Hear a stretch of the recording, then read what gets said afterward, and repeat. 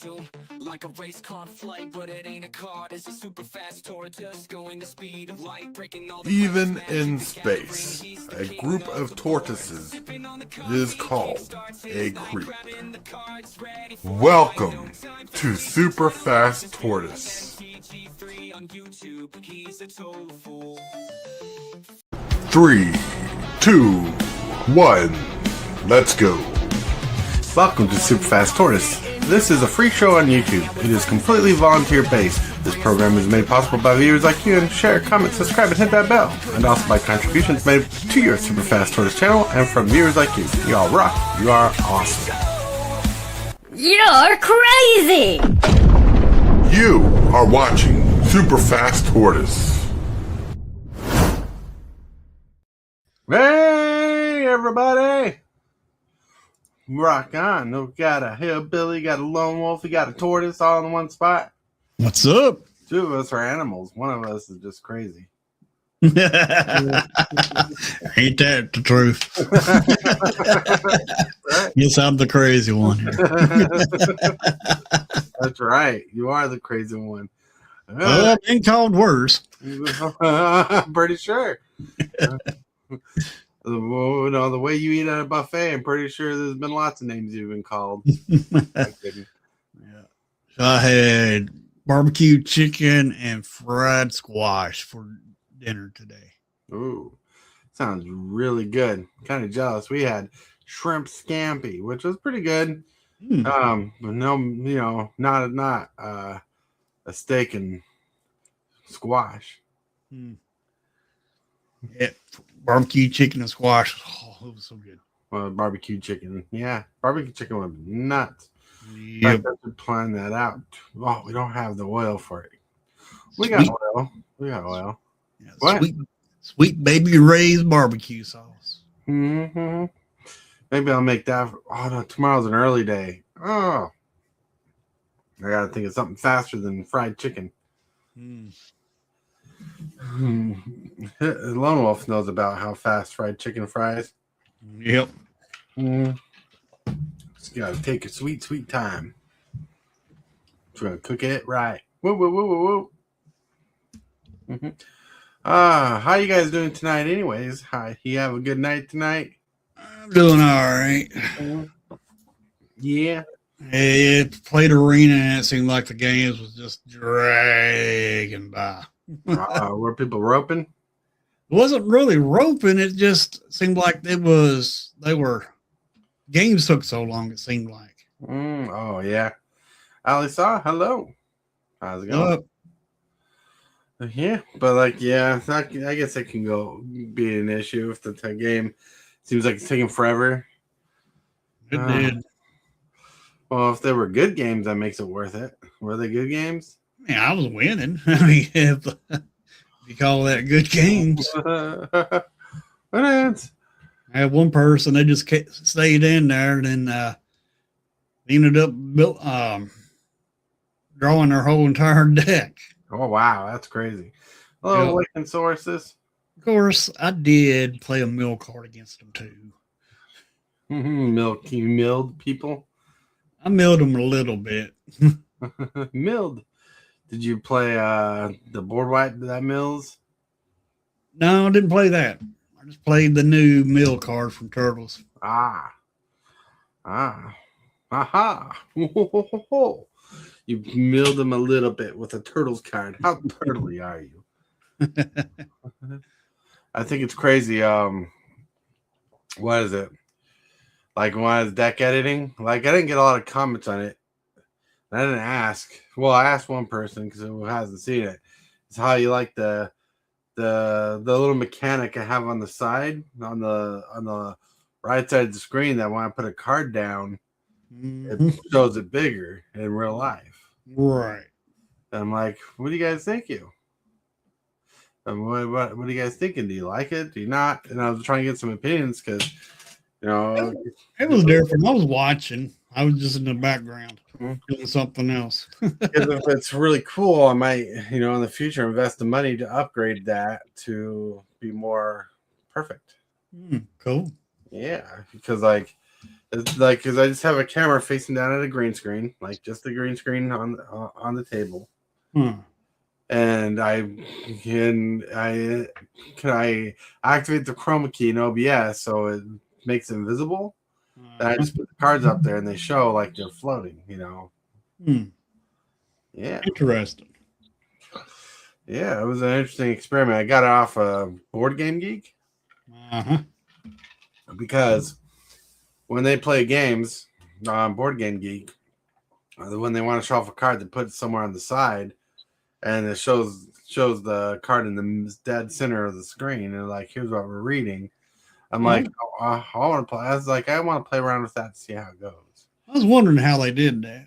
Mm-hmm. I seen that, and I was wondering how they did it. Oh yeah, like it took some studying and researching to get it done, and it took me a bit to research it, but once you realize what was going on, you're like, that's pretty clever because no one else is really doing that with Magic cards, right? And I'm like, so searching it up, you can't put like, how do you scan? Because like I started looking up on Magic card scanners online because I thought that's what people were using. No. I'm like, how do you chroma key in OBS? And it's like, here's how you do it. You get a green screen or a blue screen and you put it on the table, So I started messing with things. And if you remember this, the back of it's all green. Right. So I use this as the green screen. Hey, it'll work. Yeah. So I used it as the green screen and it poofed. It went it worked out very well. Oh no, everybody disappeared. But yeah, I'm wondering if that kind of thing will catch attention if I do deck techs or anything. Because like on my MTG3 screen, where it shows me talking like how you see me now, I have it where I can pull up cards on Scryfall. But if I created a scene just for that green screen effect, if I create a scene just for the green screen effect, I can import that scene to other scenes and work that out too. And I think that could be pretty cool. It definitely sounds pretty cool. Mm-hmm. Yeah, it does. Where'd you go, everybody? We missed it. I had something happen and I had to check on it. Oh no. Oh, the chickens got away? Yep. That's funny. Did you guys hear about the ban announcement today? Yeah, one card got banned. And not from our format. Nope. From Historic. I've been seeing that card pop off on Arena, so I am not surprised that card got the axe. What card was it again? Food chain. Food chain. Food chain. Oh, yep. Yeah. It got banned in Historic. Didn't they just reprint that in the Turtles deck? Yes. I think so. The Turtle sticker, the pizza box. Yeah, food chain. Exile a creature control at X mana of any one color where X is 1 plus the exile creature's mana value. Spend this mana only to cast creature spells. Yep. That'll be it. They banned it. Mm-hmm. Yeah, they just reprinted it in the pizza box. That's like one of the special cards you can get from the pizza box. Yeah, they had it on Arena too, but I think it was just a Historic card. But they banned it. Well, it's not banned in Cube. Yeah, in Historic, they were using Squeezy Immortal, and then there's an Alchemy card that basically made infinite mana with just the food chain and one of those two cards. And they could sit there and do that over and over again. And I'm pretty sure that's why it got banned. Oh. Probably. Because then they could cast everything in their hand.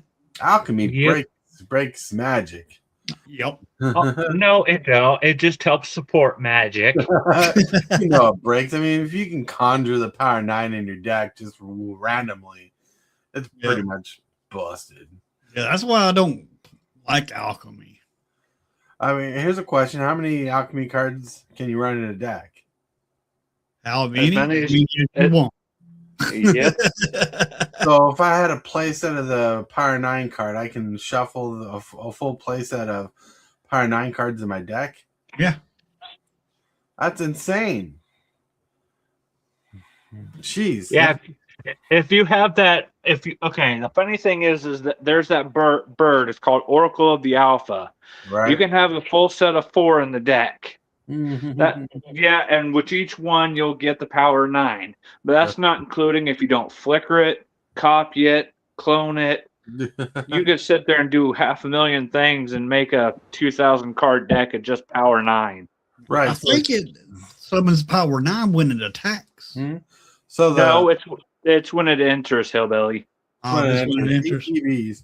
So, but they don't put tokens in your deck. So these cards are reusable. Once you cast them, they go in your graveyard, right? Yeah. Yep. So if someone wanted to, they could infinitely loop turns or infinitely make mana off of Black Lotus if they can play it from the graveyard. Say with it won't be infinite with Muldrotha, but you can play it twice in a turn. Play it from your hand, sacrifice it, add 3 mana, then play it from a graveyard, sacrifice it, add 3 more mana. Yeah, definitely. Yep. That is insane. And It's you're just saying normal. It's just normal magic. I wouldn't worry about it. normal magic. Like normal magic, it's like I pull a flaming rabbit out of my hat and I toss it at the crowd and it explodes into many pieces. It turns into candy. People are happy. Yep. Jeez, that's crazy. It's like all about flash and flare. It's normal magic. I mean, what's normal? Like, can you imagine if they made perpetual an ability on a paper card? It wouldn't work the same. Well, it wouldn't have the same effect as playing on digital. Because you have to remember everything that perpetually happens and grows. Perpetual is one of my favorite things next to Conjuring. Yeah, right? No, I'm not saying perpetual is a bad mechanic. It's just hard to remember everything because the card perpetually keeps on doing stuff. Yeah. Mm-hmm. It's that alchemy is just, too many broken cards and Right. That's how it works. That's how it works. Like My favorite alchemy card though is his name is Gyox, and you can put oil counters on a creature. Whenever that creature dies, it has those oil counters on it. You conjure that many copies of that card into the deck. Right. wow. So with proliferating and all that stuff, if you have like 20 counters on it, and this is not including if you have like roaming throne or anything that copies triggered abilities, right, you could sit there and put 20 plus copies or even 100 copies of a card when it dies back into your library.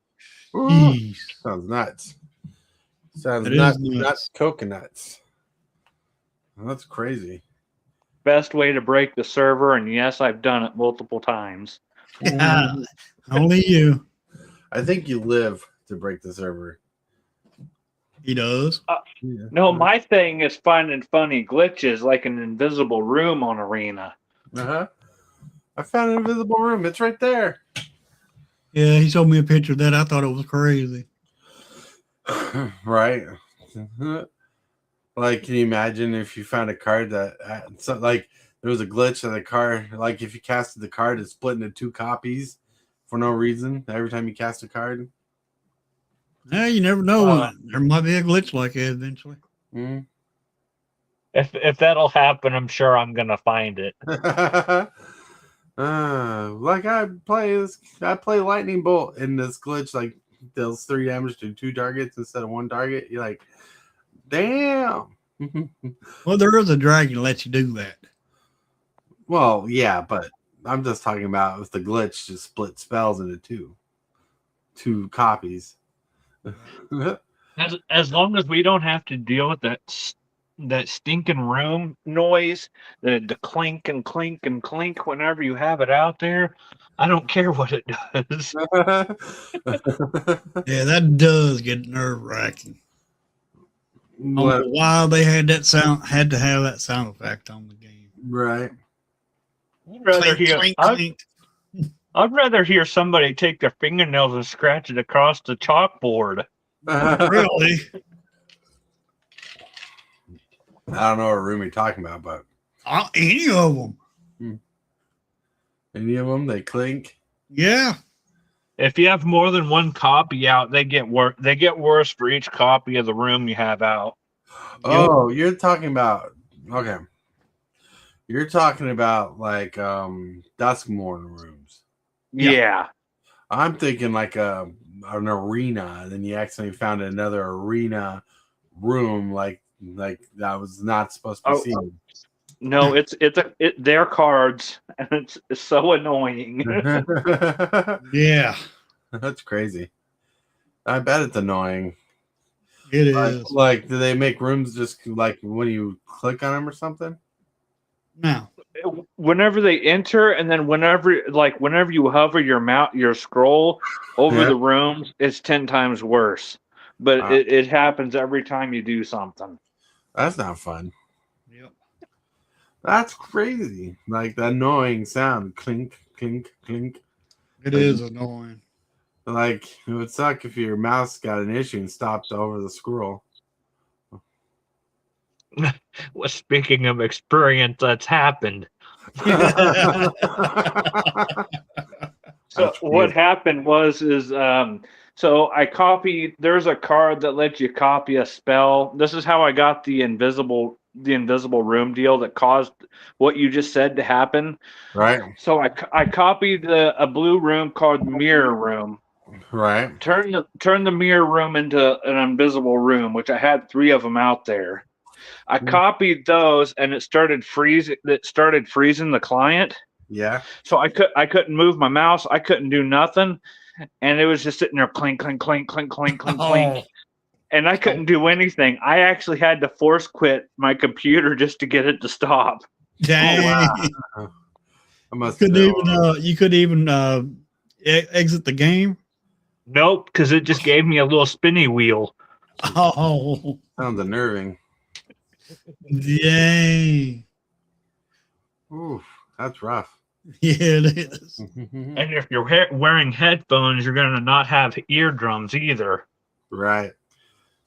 Nope. Eardrums. I don't need eardrums. I just want to hear the clinking. Really. I'm kidding. That's crazy. That's insane. Like if you're busting cards, you know, like maybe you just need to start streaming your arena game, so every time you bust it, you can report to Wizards with video proof. If I told you how many times in the past 2 weeks I've reported to Wizards, you both would fall out of your chairs laughing. Well, that must be a lot. At least 10 times. Holy cow. Wow. I swear, you're one of the people who live to break the game. You're like, I'm going to see how far I can push this game. I wish the token limit didn't exist, because I'd make the problem 10 times worse. Instead of making like 250 or something like that, it's like infinite combos. It doesn't stop. There's a streamer that put a video out today, and he broke the client just by making a bunch of tokens. Ooh. Can you imagine if you made infinite tokens and counters at the same time? Oh, that's what he was doing. Oh, yeah. I didn't see that. I don't believe you. No. Well, his name is Swayze. Oh, Swayze. Yep. Swayze.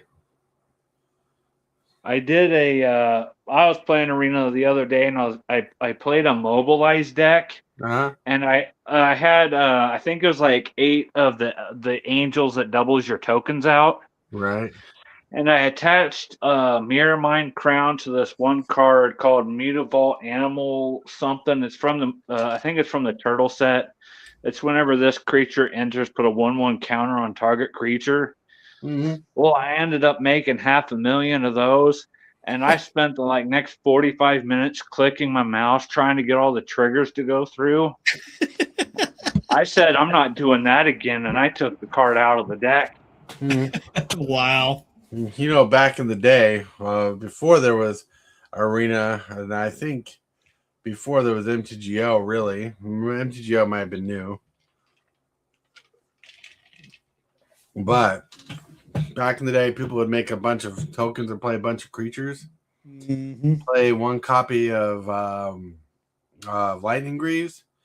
And the way the rules worked back then, you could equip Lightning Greaves to each of your creatures and give your creature haste until the turn. And I think that's how people used it in some games because there's no rulings on how equipment worked very well in that time.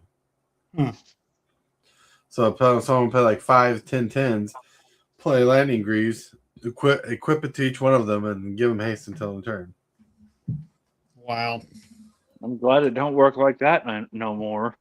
Right? It was busted. I got so infuriated. I'm like, that can't be the way it works. Hillbilly, on the other hand, he's always trying to break a Lightning Greaves. Yeah, buddy.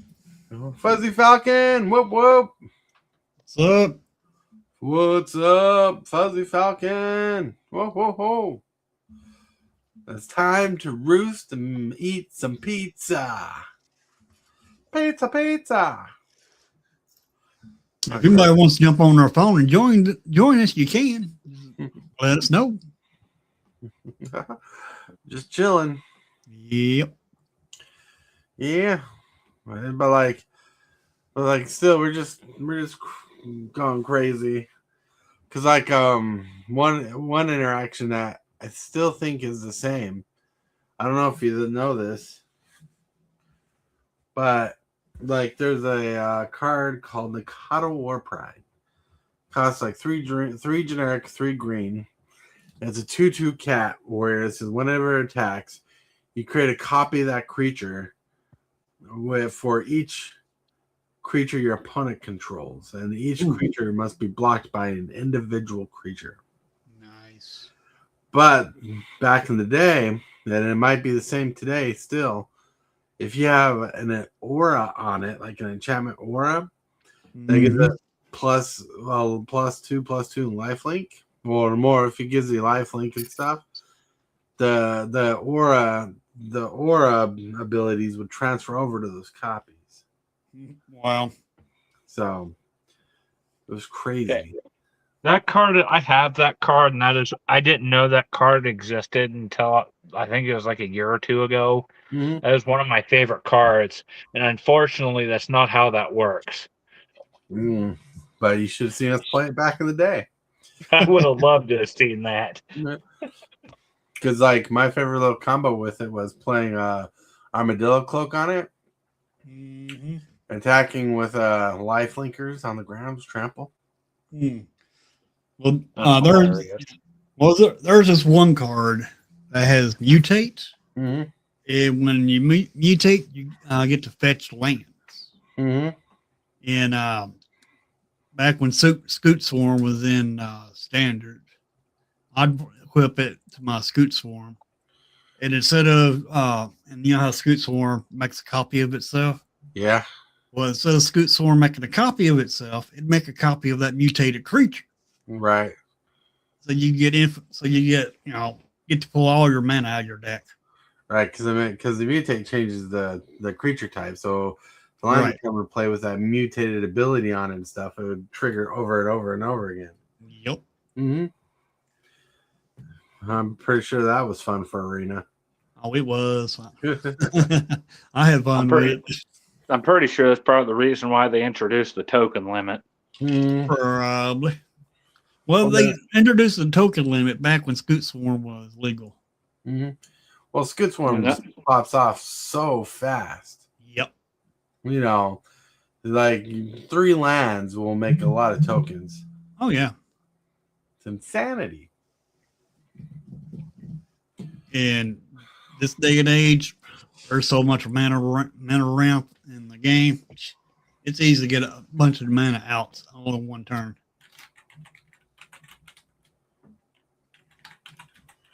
Right.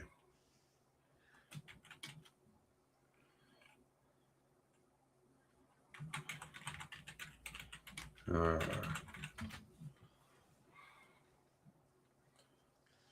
had like 14 viewers on stream today. That's pretty good. Yep. Unusual day.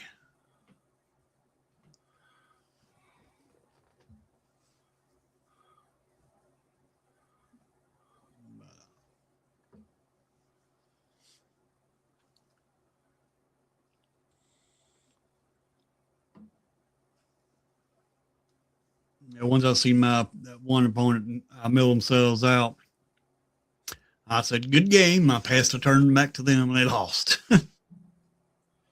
Right. I'm trying to look up something. Ouch.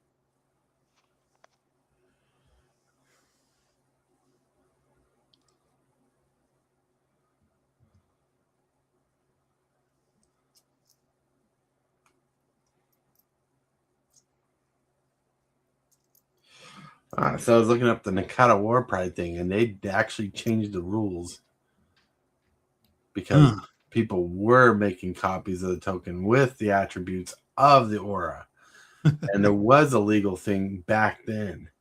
But they had to change the aura because what happened. All right, because I was reading about it. What happened is auras, in quotes, changed and altered the text box of a creature. Mm-hmm. And equipments added to the text box from the equipment itself. So they changed the rules where the main copy, like when the Cat of War Pride, does not imprint those abilities anymore because the aura changes the text box still, where the equipment adds to the text box from the equipment's realm. Huh. And it dealt with the words enchanted creature has and enchanted creature gets, or enchanted creature has and equipped creature gets. It was crazy. I was looking that up because I remember we played it, but crazy back then. Like it was a wild time. But trust me, when I got into Magic, there was no real standard. Like we played a lot of standard tournaments back then, but we were playing from sets way beyond standard back then. What it's called 1.0 or something like that. Right. Yeah, it was insane. I wanted to look it up. I had to look it up because it was changed. And so, in fact, some guy in this comment here says, "Let me get one thing straight. He said when Condor and the official rulings disagree, 50% of the time official rulings get reversed later. So other 50% of the time the rules get clarified, changed, or to make the ruling right when it really wasn't before." I'm like, what? That guy was pissed off. It didn't work the same anymore. Yep. Right, but yeah, like I remember that was one of my favorite things to do was to make clones of the Cat of War Pride with the armadillo clone attached to it. Then there was a card that effectively gave a menace at the time. It wasn't menace at the time, but it effectively gave a menace. Yeah. Make your creature unblockable. That was fun. But yeah. Well, I mean, how Magic's changed. Yeah, that changes all the time, it seems like. I bet if Lone Wolf could reverse one rule, it would probably be mana burn. I really don't know. You couldn't pay me enough to play with mana burn. Infinite tokens. Infinite tokens. Yep. You couldn't play enough for mana burn? Here's a question for you, though. Do you like to overtap your mana where you're not spending all your mana? Most of the time I'm spending all my mana. Then I guess you wouldn't have to worry about mana burn. I guess that's true. So the way mana burn worked is it was unspent mana in your pool would deal damage to you. Right? Not untapped lands. Just how much mana was floating in your mana pool. Oh, and that wouldn't affect me at all then. Right. But there were some spells out there back in the day. I don't remember their name, but there was like a blue spell that like tapped all your opponent's mana and added the mana to the mana pool the way the rules worked. And there was another spell that let you use your opponent's mana to cast spells, so you could tap their mana to help cast spells and have floating mana. So there was ways to trick the system. Oh yeah. I call that cheating. Well, and there were and I believe the way some people played that if your land was tapped, they added a mana to your mana pool, and so it was crazy. Yep. I don't know how correct we were on that one, but and the one card that reminds me of Mana Burn the most is City of Brass. Because City of Brass, I explained this to Normal the other day, is a lot different than Mana Confluence, because Mana Confluence is effectively better than City of Brass. Because Mana Confluence, you tap it, take 1 damage to add 1 mana of any color. City of Brass says whenever the land becomes tapped, it deals a damage to you. Then it has tapped to add 1 mana of any color. So, in a perfect world, if you have Chromatic Lantern out, no matter if you tapped City of Brass for Chromatic Lantern, the land would still deal damage to you because the land's tapping. Where Mana Confluence, it wouldn't matter.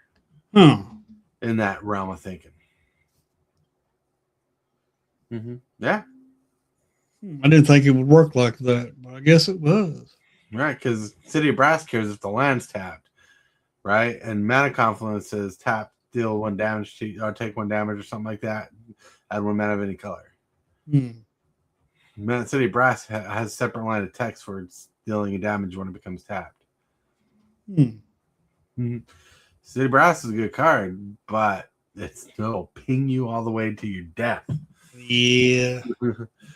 That's why Hillbilly wishes he had like a deck full of City of Brasses. So he Yeah, right. Well, he does like to take he does like to take himself out of games when his life is too low, right, Hillbilly? Yep. Don't worry, I do the same thing. I'd rather go out my own way. Exactly. Right. One card I would like to try out one time is that Demon from the Turtles card. It seems very dangerous. Costs 5 mana. It's like a 4/4 flyer. And to be in combat, you put a +1 counter on it, and you draw a card and lose 1 life. I don't think it flies. Well, it might not fly. I think it flies. I don't know. I don't think it does. But I recommend you put Level Up and Hydra's Growth on it. I encourage that. I'm pretty sure you do. Yep. Yep. I mean, that worked great with it. Well, so he says when you put a counter on it, then you draw a card for each counter on it, and you lose life equal to the amount of counters on it. Yep. Yeah. Ooh, wait a minute. A person can target your stuff with their auras, can't they? Yeah. Yeah. That would really stink. I'm going to target that creature with my Hydra's Growth and Level Up. Good luck. Well, the Shredder's Technique can get rid of one of them. Yep. Trying to find the card right now, but it's insanity. I also have a question about a card. You know, Maelstrom Pulse. Maelstrom Pulse, love it. Let's say we're all playing the same copy of a creature. Would it destroy all of them? Yep. That card actually got worse than I thought it was. That would suck. Yep. Like if we each had mutagen tokens and you decided to target a mutagen token, all mutagen tokens in play would be destroyed. I didn't realize it would work like that until I read the card. Yeah, it's a powerful card. That's why it's good against token decks. Yep. Like you play what you call it? Avengers Zendikar. And you get like 7/1 tokens, and someone on their turn casts Maelstrom Pulse. It'll destroy all those tokens. Yep. You know, but like if everybody's playing the same commander and they're all the commanders out, and you destroy their commander with Maelstrom Pulse, it destroys all the tokens, all the creatures with the same name, all the permanents the same name, I should say. Right. That's good, and that's also rough. Yeah. It is rough, but it is solid. It does what you want it to do. Now, only if it targeted lands. Nope. Target an island. Right. You don't need counter spells. Get rid of those lands. Don't need cast spells. Oh. So I got a weird question. And no, he doesn't have flying hillbilly, but he has trample. Yeah. There you go. That's what I was looking for. So I got an interesting debacle. Okay. Ready to hear me out? I reckon. All right. I'm gonna pull this out. You know the color identity issue in Commander. Yeah. So let's see. Let me get out here. Oh, I closed the wrong thing. There we go. Hold on a second. I'm gonna show you something.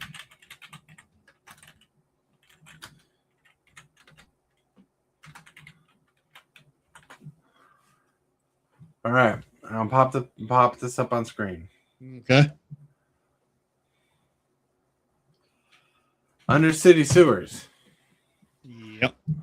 it cannot legally go in your deck because it has the blue and black symbol in the text box. Right. Even though they put the tap mana thing in parentheses as if it's text, like what you call it? Right. As if it's like reminder text. Uh-huh. But so you shouldn't be able to play these in your commander deck. That's not red, that's not blue or black. Right. But what do you do about this version? I know. You just got to be a seasoned player to know this. Well, so that's the weird thing. If that was the case, like with Leonardo, you wouldn't be able to play any of the other colors.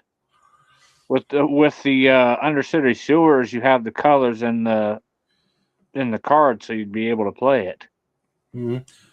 So yeah, let's see. Hold on, I got a question. The art of that is so cool. The art of that is so cool, but you can't hardly read that. Right.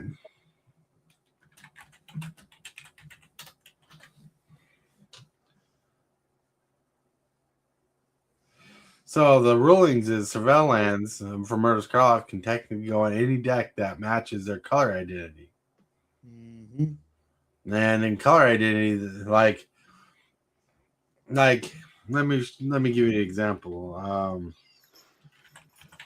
I understand what you're saying, and yeah, they screwed up when they printed this Undersea Sewers. Right. I mean, the art's good and everything. Nothing wrong with the arts. They should still had more text onto it. Right. But see, Verdant Catacombs here, Mm-hmm. it doesn't have any land type on it, but it doesn't have the color identity in the text box. Right. So you can put this in a deck that doesn't even run green or black if you wanted to. Well, you want to run one of those colors. Well, no, that's not the point. That's not the point, Billy. The point is you can run this in a blue-white deck if you wanted to. Yeah. Right? Because the color identity is not there. Because lands are colorless. And since the tap added color there is not in the text box, you can run it in any deck. Like I've seen people run green white fetch lands in their Hearthrall deck just to search for a forest. Yeah. All because the green white one just fetches for a forest and it comes in play untapped. It's fairly powerful. Mm-hmm. Well, this Undercity Soarer, this version, does not have the tap add mana of any color to it. True. So technically, and not saying it is the rules, you should be able to run this in any color because unlike this Thunder City series where it shows the colors on it, you can't run it in just any deck. But this one negates that, and I think it has a bad choice of design there. Yeah, I agree. I mean, I understand what your gripe is, and I agree with your gripe. Uh-huh. I mean, oh, yeah, this taps for island or a swamp, but can you tap it for both? It taps for a blue or black. Yep. I don't see where it says or on it. Right. It doesn't. It doesn't say tap for island or swamp. Right. It just tells you. I mean, as a new player, and I got this card. I would think it's an island and a swamp, so I could tap this for island and swamp. Well, technically, it's not there. If someone didn't know better, you could get away with that probably. Right. Mm, Because it doesn't say island or swamp. right. I mean, we know the difference because we play this card. Right. But for a new player, they see this, they're automatically going to think, ooh, this is an island and a swamp. So I can tap Right. this for island and the swamp. I can tap it for 2 mana. Yeah, that's insane. Like this version would make you think you can run any deck, even though it's an island and a swamp. The color identity is not on the card because all lands are colorless. Right. That's why the fetch lands can go on your deck, but the color pips tell you that it can and cannot go on the deck. Right. No, it's insanity. But this has no pips on it. Nope. So it's someone who's played the game for a while but never seen these surveil lands, they're gonna probably think this is playable in any deck. Right. Mm-hmm. Playable in any deck, and they can tap it for 2 lands. Right. This is a crazy little gripe about the design. I mean, I agree with you. But you see my thoughts on this too, though. All right, I'm just looking at this if I was a new player or not. Right. If I was a new player, I wouldn't know no difference. This is taps for 2 lands. You probably don't even know. You probably wouldn't even know if it taps for a land if you're a new player. It's like this is an empty text box. It surveils lands. Lands are just surveils. They might not tap for mana, all you know. I mean, there are lands in Magic that, as you learn them, they come into play. They don't tap for a mana. They just have an ability attached to them. Correct. So that's a crazy way to look at it. Right. This is the free surveil. All I do is I play it tapped and surveils and untaps and it just stays there. It looks pretty. Now on the side there where the rules are, Yeah, it tells you tap it, add white, add blue or black. right. But it doesn't tell you on the card. That's not on the card. Right. It should have been on the card. Should be on the card. Should be. Yep.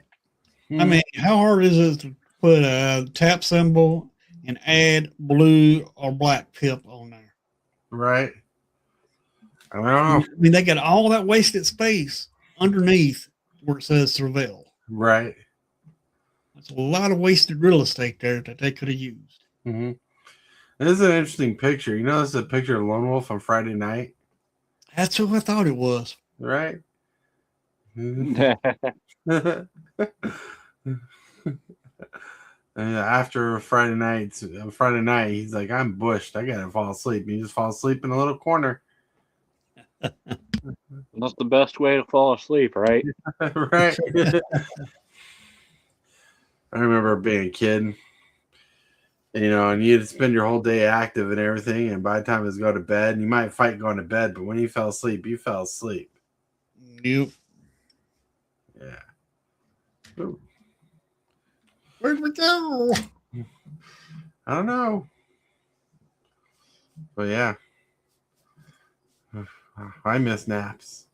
I mean, I try to take a nap every day now. When I leave for work, I go take a nap. Because I'm tired in the mornings. I'm tired of the mornings. I'm not. We're gonna have the 2 a.m. morning coffee show now on. Okay, that sounds good to me. Laurel was like, I won't be able to make it. I might be speaking a different language. Yeah, that's just because you got to remember not to feed a lone wolf after midnight, not let him see direct light, and don't pour water on him. I don't know about that water because then he'll be able to multiply. Right? Yeah, I'm the human version of a scoot swarm. Well, we're talking about Mogwais from Gremlins. Yep. I know exactly where Tortoise was going with that. Have you ever seen the movie Gremlins, Lone Wolf? Nope, I have not. Oh, no. Oh, man. You're missing out on some classics. Really? You could probably list 20 movies, and I'd probably say nope, nada. Haven't seen that one. It's Gremlins is also a Christmas movie. Yeah. It's like a comedy horror Christmas movie film. Yeah. Rated PG-13 for kids. Yep. Pretty good movie. Mm-hmm. Yeah. It is iconic. I'm surprised you actually haven't seen that one. It seems like one you would have watched when you was a kid. Mm-hmm. Maybe Nope. you have. You just don't remember. You should look it up on YouTube. You might be able to bring the movie up on YouTube. For rent, probably. I don't know. I don't know. Sometimes they're not for rent. Gremlins is so popular of a movie. Yep. I've seen it for rent, and then I scroll over to the next stream beside it, and it'd be there for free. It's there for buy or rent. Is there another one beside it? Well, below it, there's Gremlins trailer. Gremlins 3 2026. I don't know if that's the actual trailer. Might be the movie. No, it's not the movie. It says Gremlins trailer. Oh. It's 57 seconds long. Or 1 minute long. Yeah, so no, it's for rent. I don't know. But it came out in 1984. Ooh, that's 41 years old now. Dang, that's old. Says the person who was born before it. Yep, true. Gremlins 2's on there for buy or rent too. Hmm. They have a crazy picture that makes it straight up look like a horror film. That's more of a comedy than the first film. Yep. Mm-hmm. It's insanity. It is. Mm-hmm. But yeah, classic film. Classic. Mogwais are important to the economics of our culture and also important to the, I can't think of the correct name for the ecosystem that they live in. Hmm. You know, they're a natural animal. PETA would be upset if you killed one. Hmm. Kidding. But Lone Wolf, sometimes you surprise me in movies you haven't seen. It shouldn't. You know I live under a rock. You're gonna be like Charlie Brown on Christmas, that one character. I got a rock for Halloween. When they're going It's not just a boulder, it's a rock. That's right. But yeah, like, have you ever seen America? Have you ever seen Five Goes West, American Tale? Nope. Wow. I've never even heard of that. What? That's a classic kids movie. Have you seen Scooby Doo? That I could see. I've seen that. I like some form of it because, like, how many Scooby Doos are out there now? Yep. Scooby Doo. Where are you? You sound like you sing just like Shaggy and Scooby. You're very talented, hillbilly. Thank you very much. You should go on American Idol, and become famous. Yeah, right. Only if Lone Wolf will go with me there. Oh, he's a good backup singer. I've heard him in the back of the Jackson 5. No. If you're wanting everyone's glasses and glass to break, I'd be your person to go to. Oh, so you're saying you can hit those high notes? Yeah, I mean to break the glass. Huh? They got glass strong enough for those now. But when I sing, all the dogs start howling. That's because you're in a choir. Remember? Yep. The neighborhood choir, the backyard howlers. My dad's got this little dog, and he'll start howling, and the dog follows him and starts howling with him. Oh yeah. Yeah. What? I wonder if the little dog learned that from you. No. No. But if you start howling, someone starts howling, don't you howl with them? No. I need to go out there, get him to howl, and I'll videotape him, put him on YouTube as a short. Well, it's like every morning when Lone Wolf's on, he gets howls before his name. Yep. And just let you know, I howled 3 separate times to make those howls sound separate. I wasn't going to copy them and change the tone of them. I howled 3 different times just for Lone Wolf to have an organic howling noise. Wow.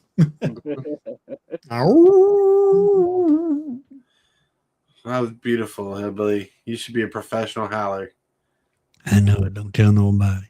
I mean, that's the way you can make money.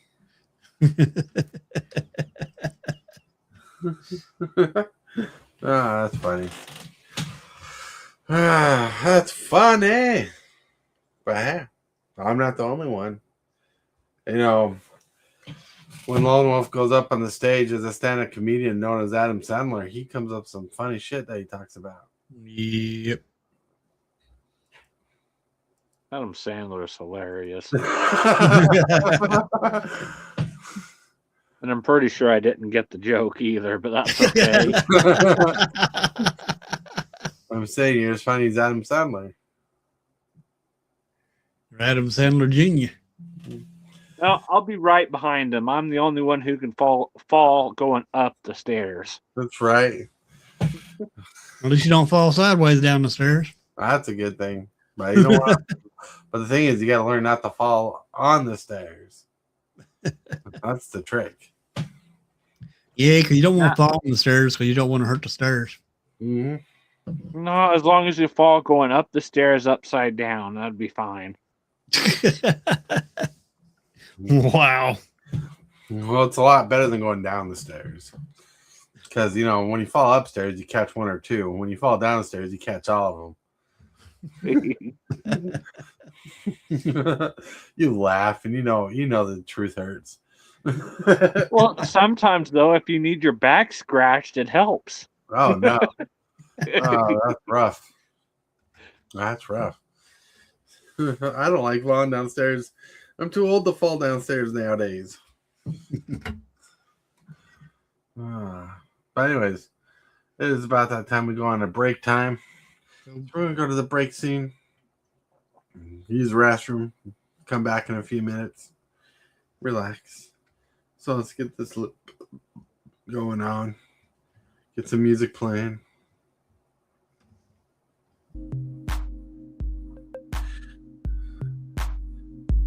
All right, friends. We'll be back in like 7 minutes ish. Just chill out. Refill your drink. Go to the restroom.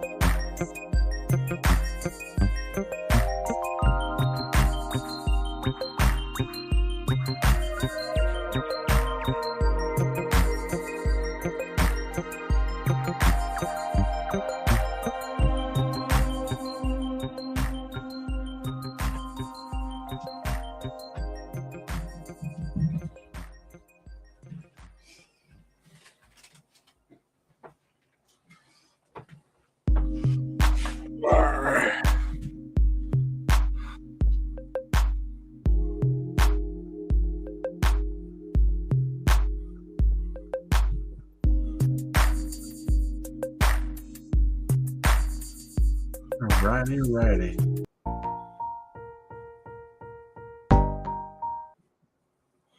Ooh, I clicked the wrong button. Let's see. All right. We are back. Everybody will be back in a minute. He had to go take care of some dog business. All right. Oh, hope you guys had a good break. Chilling. Yep. Took a nap. Took a nap. Yeah.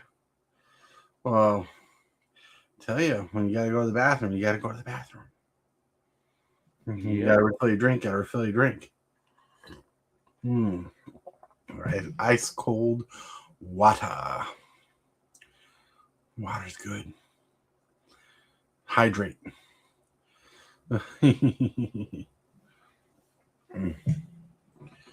See. You know what?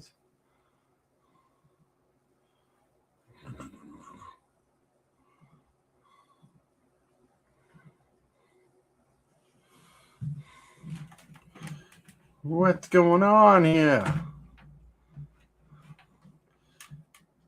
I acquired. Hold on.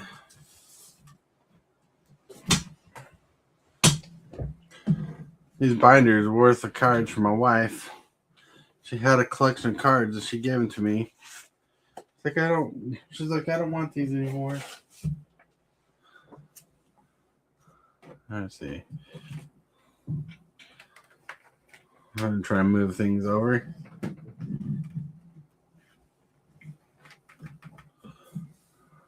Like, let's check out what's in his binders. Oh. There's an old Eldritch Moon encyclopedia. That's pretty cool. Got some tokens.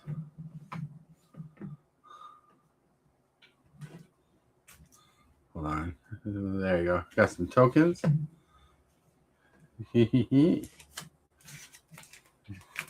This five demon token used to be worth money until they decided to reprint it a couple more times. We got a 2/2 bird token over here. This bird token is worth a couple bucks because it goes with Swan Song. I don't know what's all in here. An emblem for Obnixilis. The human version of the Planeswalker.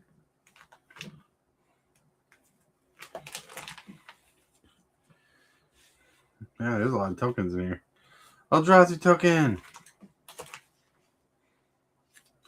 5/5 worm token. Zombie tokens. Love zombies. Soul Separator.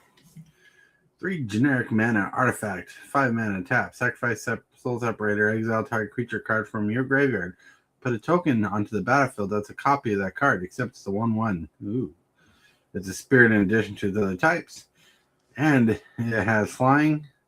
And put a black zombie creature token onto the battlefield with power and toughness equal to that card's power, and toughness equal to that card's toughness. That's a weird card. Like, trying to think of how it works. Gurmag Angler, Zombie Fish. You got Witch's Familiar, Frog.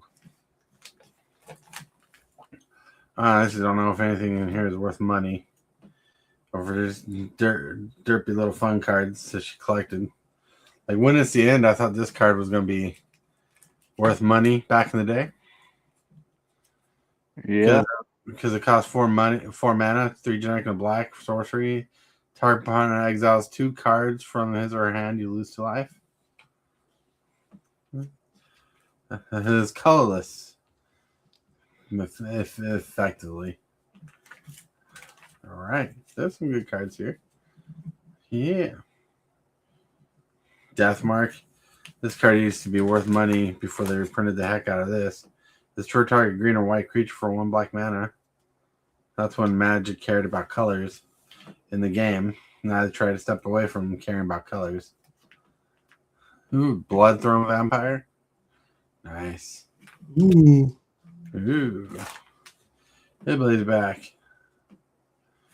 Archfiend of Depravity. It's the board wipe guy. 5 mana, 5/4 flyer. At the beginning of each opponent's end step, that player chooses up to 2 creatures he or she controls and sacrifices the rest. Oh, nice. Yeah. I don't think it's worth a lot, Yeah.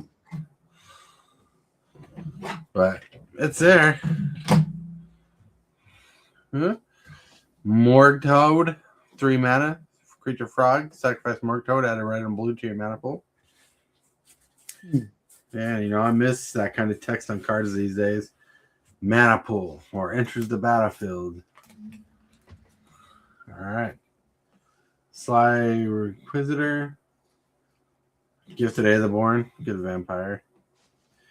Here we got some red cards. Red cards. Fierce Invocation. Manifest the top card of your library. Put 2/+1 counters on it. 5 mana. That was rough. Rage Form, I think, was a good card people played in Commander. 4 mana enchantment. When Rage Form enters the battlefield, it becomes an aura with enchant creature.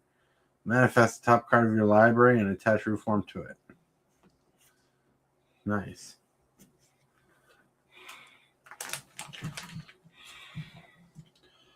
Remember when people try making Smoldering Ifrit really good? 2 mana, 2/2. When it enters the battlefield, or when it dies, it does 2 damage to you.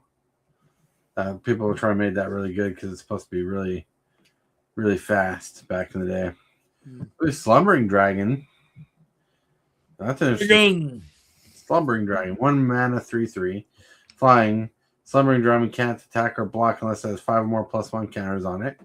That could be good in the Turtles deck, but it doesn't have a mutant or a ninja on it.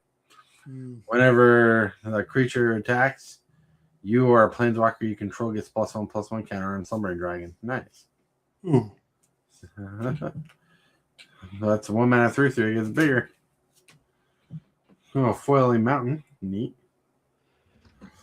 All the dragon stones or mana dorks from Dragonstorm back day, or Tarkir block, and then this Fate Reforged. But they tap for the 3 color, two of the 3 colors. Instead of being 3 colors, that would have been better. Huh? Ooh. Plague Boiler. At the beginning of your upkeep, put a plague counter on Plague Boiler. Pay 3 mana, put a plague counter on Plague Boiler, or remove a plague counter from it. Or when Plague Boiler has 3 or more plague counters on it, sacrifice it, then you destroy all non-land permanents. Dang. What's that card beside it? This one? Yeah. Profane Memento. Whenever a creature card is put into an opponent's graveyard from anywhere, you gain 1 life. Don't you play that card? Yep. Yeah. Just not that art. Yeah, that's not a pre-con art. That's M15. Mm-hmm. And then we have a Lone Wolf card here. I don't know if you play it in today's standard, but it's definitely a Lone Wolf card. Mer Turbine costs 5 mana. All right. Tap to put a 1/1 colorless Mer artifact creature token in the battlefield. Or tap 5 and tap to Mer you control. Search your library for a Mer creature card, put it in the battlefield, and shuffle. Oh, that'd be pretty good with Maskwood Nexus. Mm-hmm. Yep. I'm saying it's kind of like your card.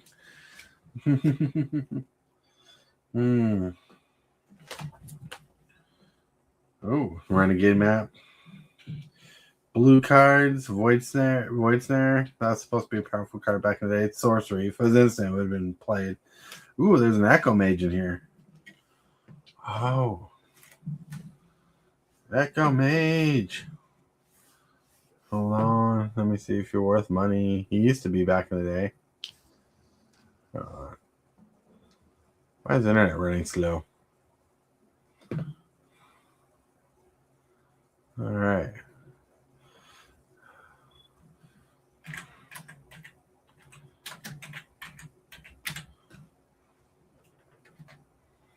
Yeah.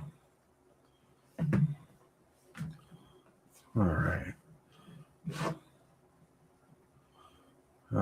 Nope. It's not worth money anymore. This key used to be like worth $8. 3 mana, generic 2 blue.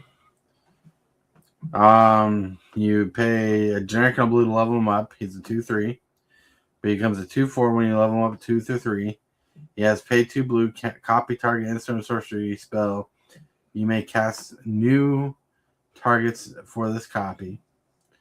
If you level up to 4, he has pay 2 blue, copy target instant sorcery spell twice.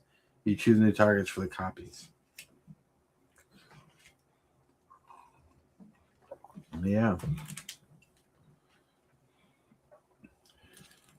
I almost thought that was a Displacer kit, but that's not. Yeah. Looking it up. Spectral Flight is a good card. Oh, I need to be on the right page. Spectral Flight's a good card. This card, even Surveyor, was really strong in limited back in Dark Year days. Artisan Forms. Now this is a creature. Whenever you cast a spell that targets Artisan Forms, you may have Artisan Forms become a copy of target creature and gain this ability. Too bad it didn't negate the legendary rule on it, because I know a deck that'd be good in. Fascination. Each creature, 2 blue X, sorcery. Ew, sorcery. Each player draws X cards, or each player puts the top X cards of their library into their graveyard.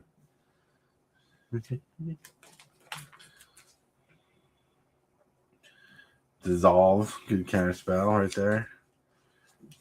We got Prognostic Sphinx. 5 mana, 3/5. Flying, discard a card. Prognostic Sphinx gains hexproof until end turn and tap it. Whenever Prognostic Sphinx attacks, scry 3. It used to be a standard all-star back in the day. Oh,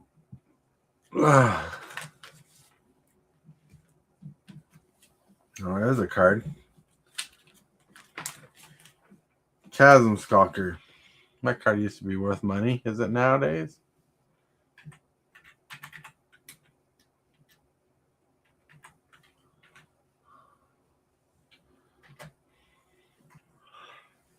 You gotta wait. I don't know. 3 mana. For 3 mana. Chasm Stalker says whenever you draw a card, put a +1/+1 counter on Chasm Stalker. Whenever Chasm Stalker dies, put X 1/1 blue squid creature tokens with Island Walk onto the battlefield, where X is the number of +1 counters on Chasm Stalker. So good. There's another one. Interesting missing card here for some reason. Another Artisan Forms. Yeah. Fog! We're in green cards territory. Whisper of the Wilds. I'm just looking through cards I got acquired. And that's it. Um,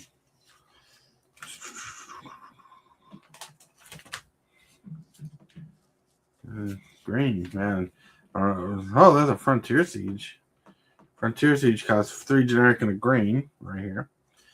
When it enters the battlefield, choose cons or dragons. Cons at the beginning of each of your main phases. At the beginning of each of your main phases, add 2 green mana to your mana pool. Is that your first and second main phase you're adding 2 green? So at the beginning of each of your main phases, that's crazy. Dragons. Whenever a creature with flying enters the battlefield under your control, you may have a fight. Target creature you don't control. Nice. Avatar Resolute. 2 right here, this bottom one. Avatar Resolute enters the battlefield with a +1 counter on it for each other creature you control with a +1 counter on it. Interesting. That could be a Turtle Lead deck if it was a mutant. Ooh, Shamanic Revelations. Good card. 3 generic, 2 green. Oh, you guys can't see it. Right there. Draw a card for each creature you control. Ferocious. Gain 4 life. For each creature you control, power 4 or greater. So good. We go to white. Holy Mantle was fun.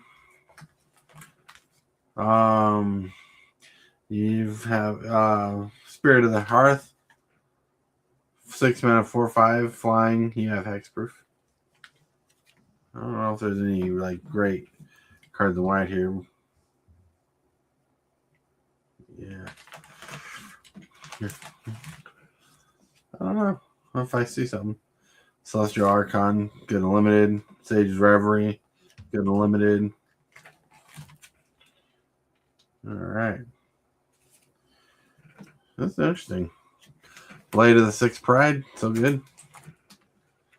We're getting the red cards. Irish Shaman, used to be money back in the day.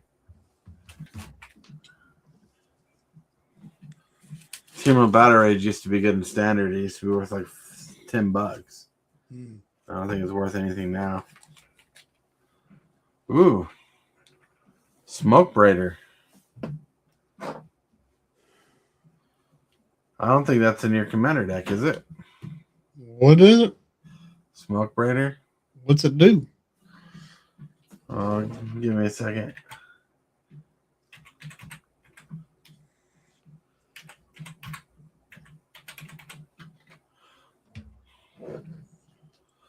Okay, it's in your commander deck. Oh. All right. Yep. Taps to add 2 mana of any color combination to your mana pool. Spend this mana only on elemental spells. Activate spells or elementals. Oh. Yeah. Pretty good. Then we get flip cards.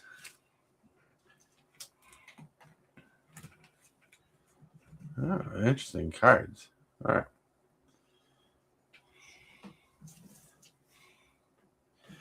And then you got Delver Secrets, Aberrant Researcher, and Docent Perfection. The life cycle of the fly. Sage with Ancient Lore, 5 mana. Sage Ancient Lore's power and toughness is equal to the number of cards in your hand. Sage Ancient Lore enters the battlefield, draw a card. When at the beginning of each upkeep, it's overcast. Last turn, transform the spell. Oh, he's a big old creature. Yeah.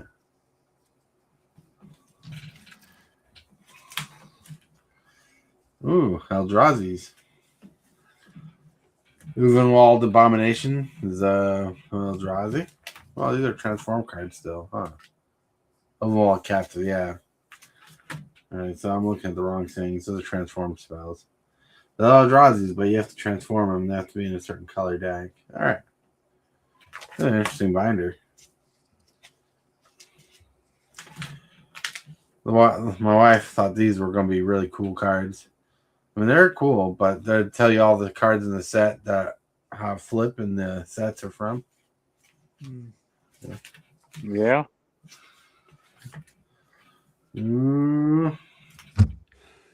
Oh, this is Lone Wolf and I card right here.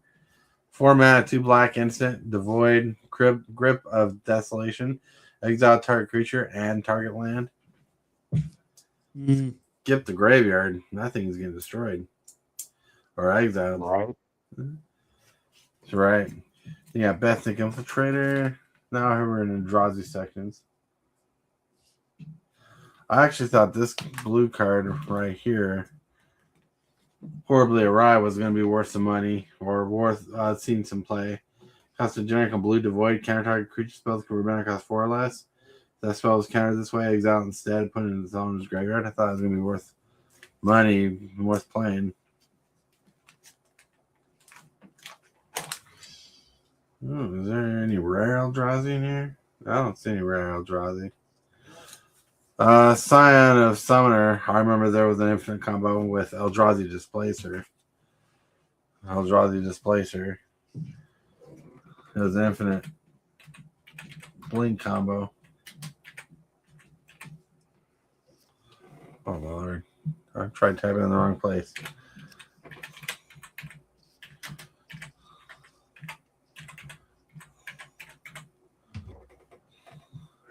So it's Eldrazi Displacer is still worth money and all. Nope, it's $1.04. This is from the list. Huh? But so this card, 3 mana, we came to play.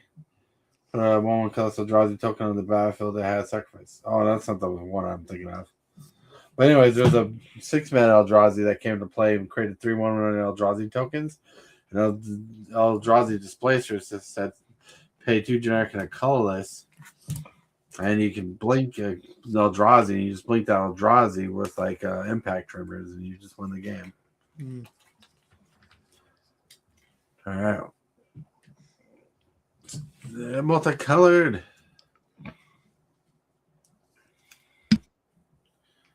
All right.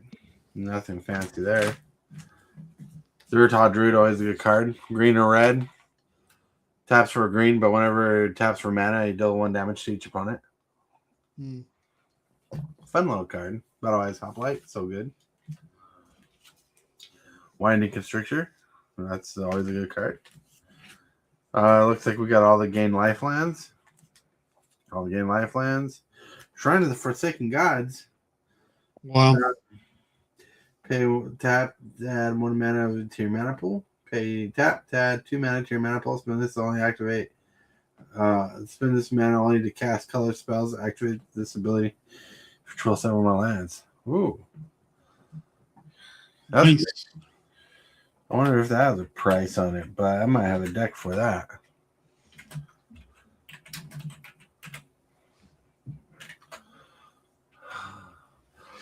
Was the internet running slow? Who knows?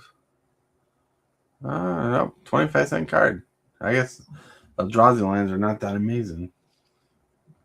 All right. I mean, it's still playable. Ooh, we got full art lands. Look at that. Nice. That's cool. Full arts. Colorless land. Energy. That's right. Then all future side border cards with a sliver. Some old border cards. Oh yeah, look at that.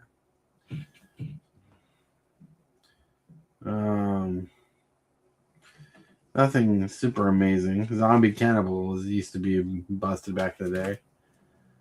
Essence Warden's worth a couple dollars just to give you a heads up.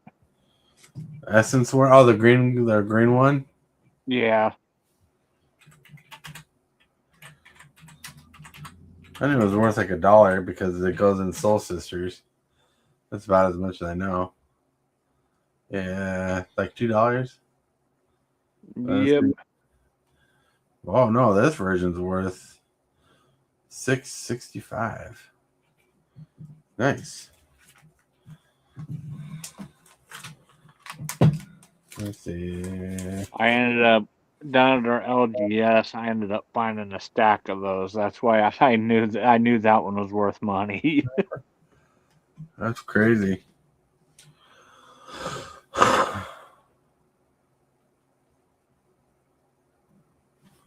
That's crazy. I didn't know it was worth that much money. I knew it was worth like $1. You know? Yeah, you never know with some of those. It's kind of like the Soul Warden. I think is worth just as much as that one is. Right.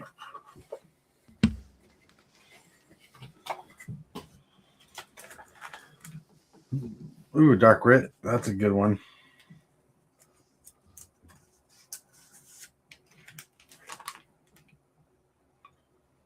Naturalized cool art from back in the day. Yeah. Yeah, look at that. So, well, anyways, before we skip on, we're looking at the cards. There's Grizzly Bears, Giant Growth, Zodiac Monkey. Yeah, that's cool. That was an interesting binder. Full of nothing. Amazing. This is fun. There's just a collection. I'm going to empty out the binders. So here is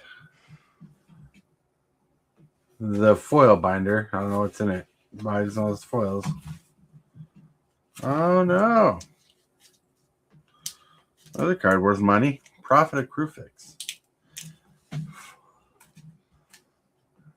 That's interesting. I did not know that was in here. I didn't know she had that.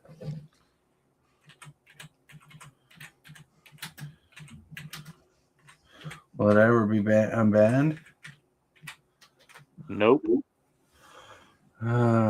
Ooh. I mean, that version alone is worth $13. Put that in a sleeve.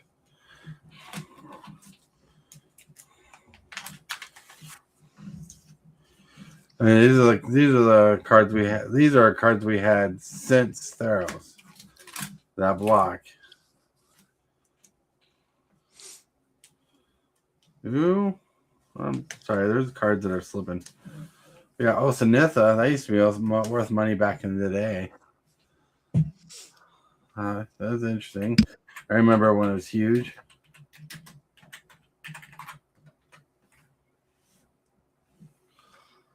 All right, and then I used to love playing Liliana's Reaver. That was pretty fun to play. that was a fun card to play, especially in the zombie deck.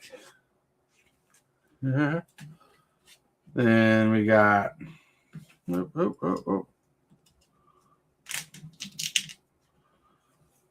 Midnight Recovery. Turn target creature card from graveyard to your hand. 4 mana. Cipher. Nice. Cipher was a fun ability. Chosen by Heliod. Nice. Resolute Archangel. Flying. Whenever Resolute Archangel enters the battlefield, if your life total is less than your starting life total, it becomes your starting life total. I remember that was back in the day of M15. You can't really blink it to bust it, but it was fun.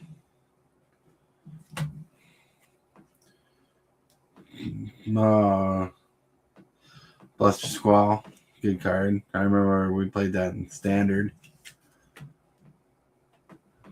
Nice. What's this? This dragon. Tyrant Valacus, 5/6/7 Scourge for 5. You cast a spell for a surge cost if you or a teammate has cast another spell this turn. Alright.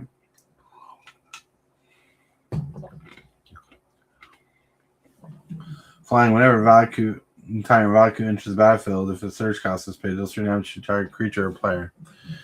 That's more of a limited card than it is a commander card. Alright. Goblin Bushwhacker, Walk the Plank. That's a cool version of the card. 2 black mana sorcery, destroy target non-merfolk creature. That's good until you have to go against a merfolk deck. That Hammerback Goliath might be worth more than $1. I don't remember. I don't know. That's an original version from back in the day. I don't think it is, but I'll look it up. I might be wrong. I know it was a fun card. Oh, it was fun back in the day. I used to run it. Oh, I spelled it backward. I spelled it wrong. All right.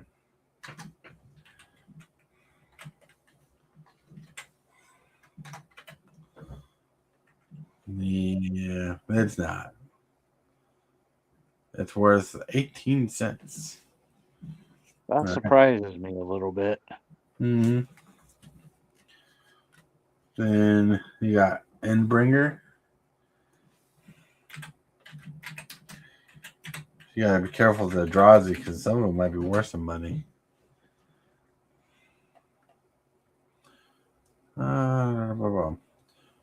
That one's worth 39 cents.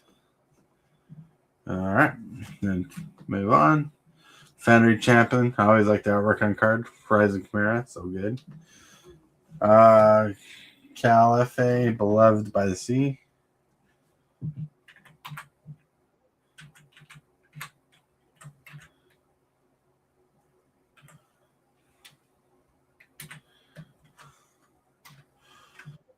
Not worth much. Fast Fortress. Grove the Guardian. I remember I had a friend who tried breaking that card. Abzan Beastmaster, Hound Shaman. At the of your upkeep, draw a card if you control the great creature with the greatest toughness or tied to the greatest toughness. Nice. Sultai Charm Foil. Nice. That used to be worth money. Secret of Paradise. Ovenwald Observer promo. Harmless Offering.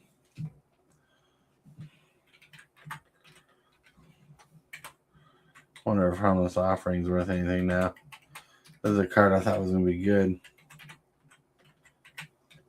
I never know. No, it's not worth anything.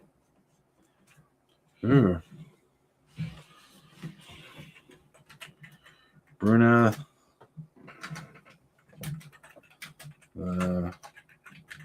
Getting white.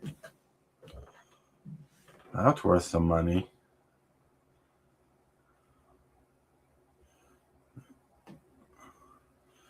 Why does the set symbol look different?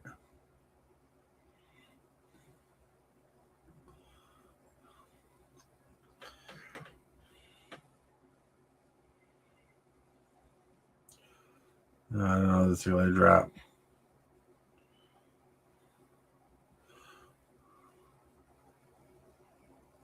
It's not a promo, is it?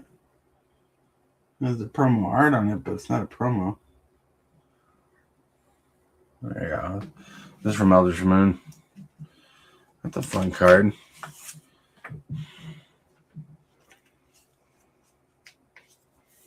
I guess people try to play that card. Hall of Triumph. I love the art on that one. Right here. Hall of Triumph is a 3-mana artifact, legendary artifact. When it comes to play, choose a color. Creatures of the chosen color get +1/+1. Displacement Wave.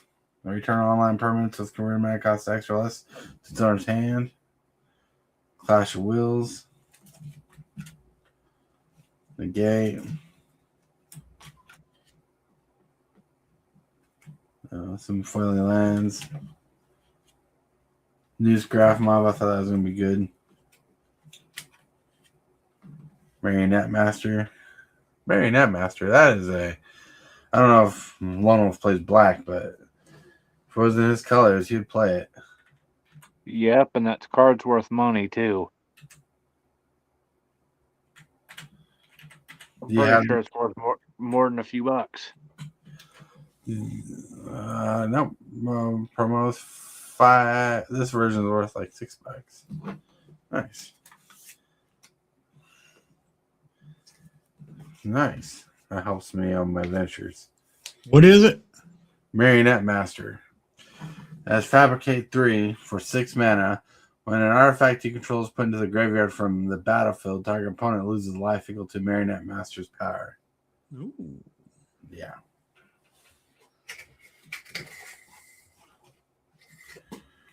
Then, ooh, some rhyme cards. Secure the Waste. That used to be a huge card back in the day. And we're seeing Pro Tour.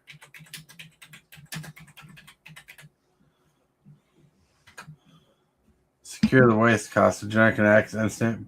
Put X1 white with soldiers or creature tokens on the battlefield. Nice. Yeah. Instant speed. It would be worth a little bit more money, but it looks like it got printed pretty good. Man, Gruel War Chant. Yeah. Not bad.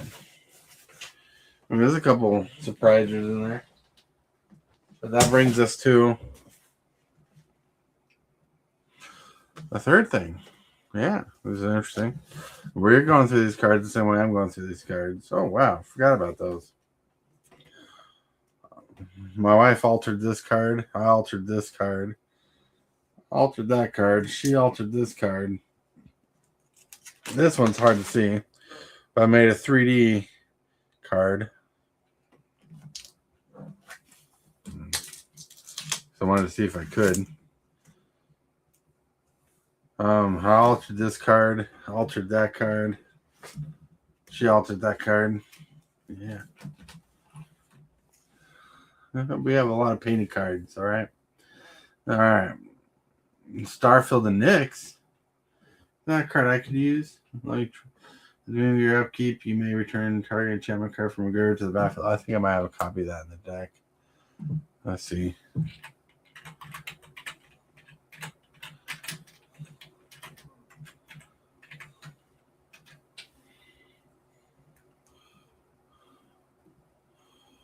Wow, that's worth some money. It's worth like $16. If you run enchantments, it's pretty good.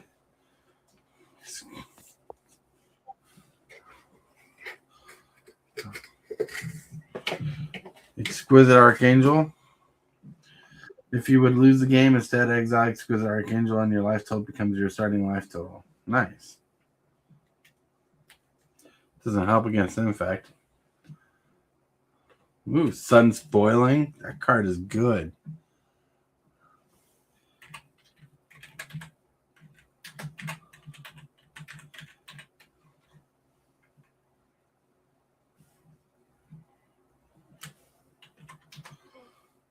Ooh, that card is good. It is. I don't know if you know what it does. Split second until your turn. Creatures target player controls lose all ability and have base power 0-2 until end turn.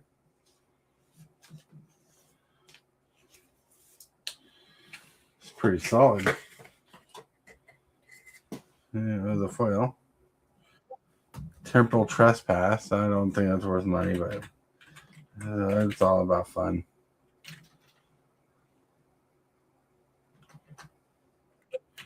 You guys are so quiet. Normally you guys are talking. Yeah, watching you go through the stuff. Mm-hmm. Yeah, it's like a $4 card. Aether Spout's one of my favorite cards. Yeah, I've got Disciple of the Ring. Exile target instant search card from a graveyard. Choose one. Counter target non-creature spell. Disciple of the Ring gets +1/+1. Alright, that's just a rough card. Alright, let's take this. Alright. What's Jason's Sanctum do? Instant sorcery spells you cast cost 1 less to cast whenever you cast an instant sorcery spell, square 1. What? Yeah, that's pretty good. Yeah, it's pretty good, but it's not worth my buy. It's solid. I know a place where that'd be good.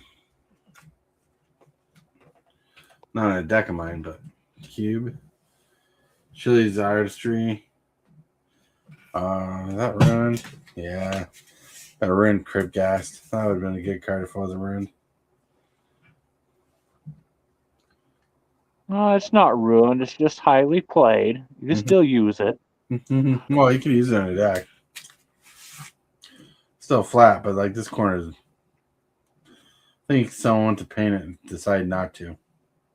But it looks really played because the borders are edged white. Marty shot a spear. What's infinite obliteration? Generic and 2 black. Name a creature card, search target opponent's graveyard, hand, and/or library. For any number of the cards with the same name and exile them, that player may shuffle. That's crazy. That's good against like those rabbit decks Yep. and those rat decks.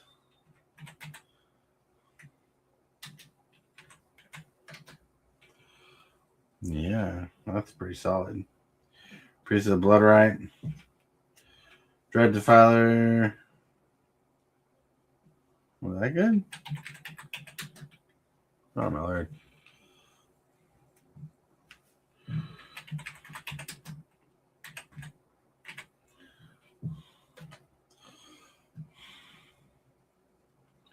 No, it's not worth much.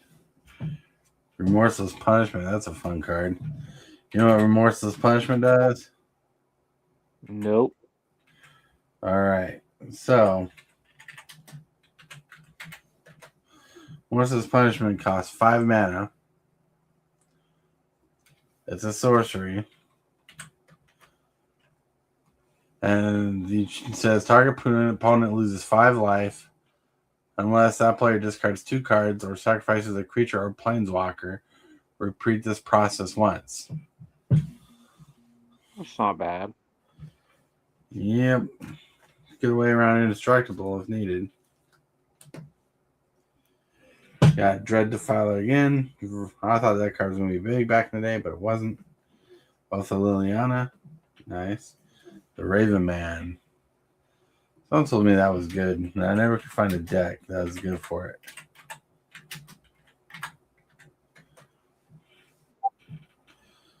Then you got the Phoenix.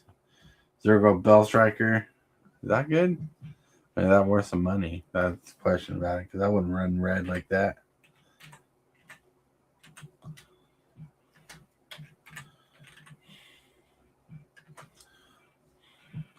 No, it's not worth money, but it used to be like the business. Radiant Flames, that was also paid. Apple Siege, nice.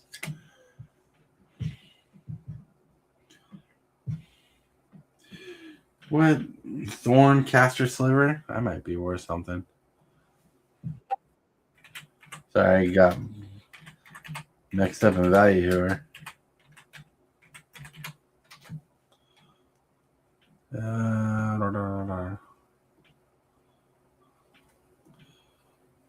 $1, $2. The foil version might be worth something more. I think it's showing me here.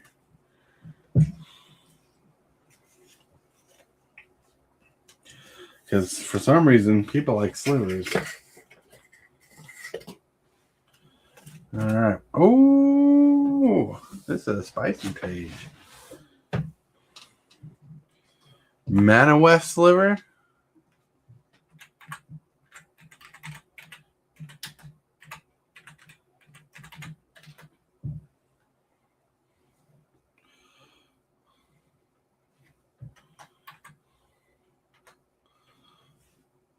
Oh. Let's see. Yeah. It's $2 regular. Slivers go more foil. But you know what I see? I see something insane. Hillbilly said he doesn't want to see these things played anymore. Oblivion Sower. Yeah. 6 mana, 5/6. When he casts Oblivion Sower, target opponent exiles the top 4 cards of his or library. You may put any number of land cards from that player owns from exile into the battlefield under your control. That's pretty fun. It's probably not worth money, but it is pretty fun.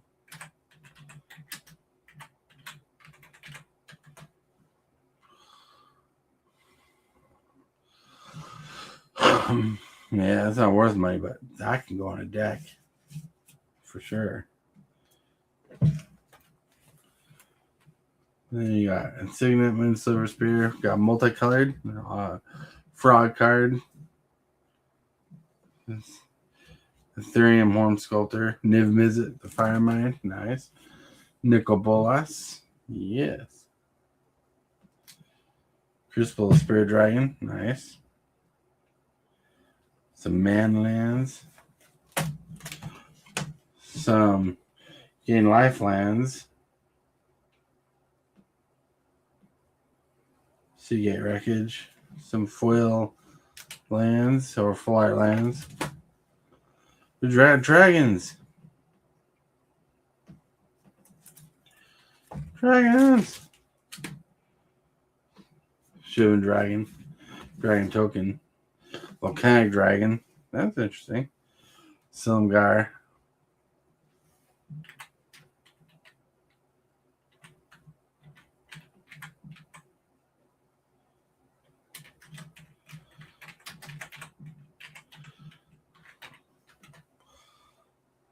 Yeah. A lot of dragons here. Mm-hmm.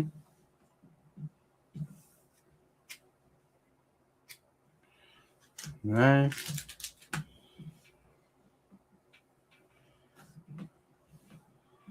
Ooh. Yeah. Oh wow. Surprise. Mortal Drazi. That's funny.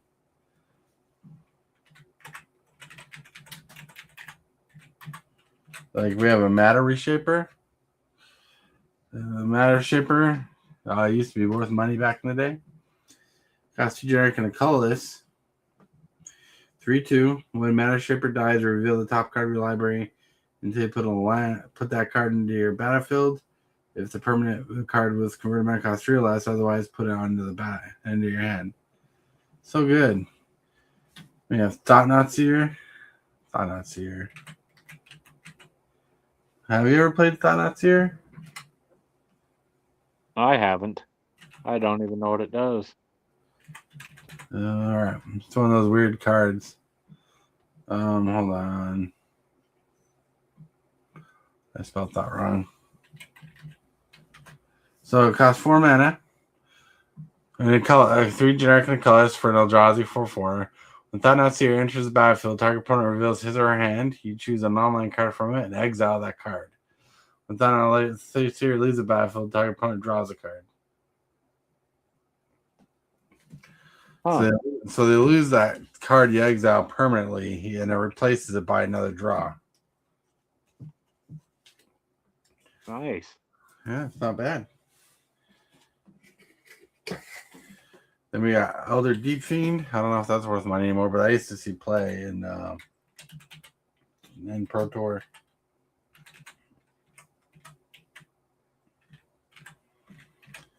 Probably has no place.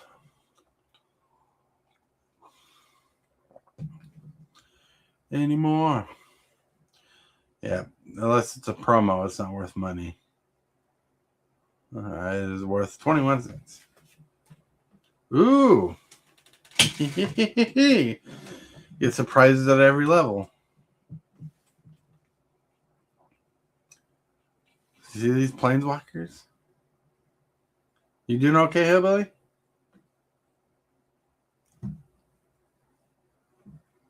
Did Hillbilly fall asleep on us? I'm here. I'm all right.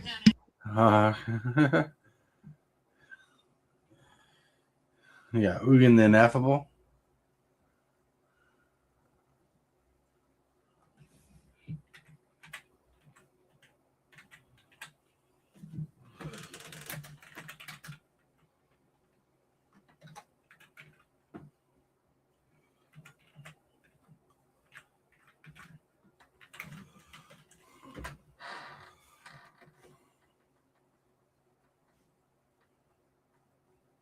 You're trying to sleeve up expensive cards, right?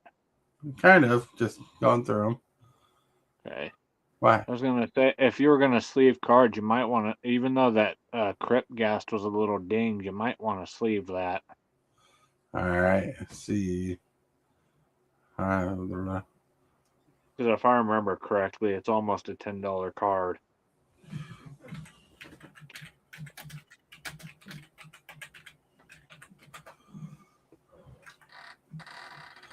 spelling a card wrong. There you go. You're good.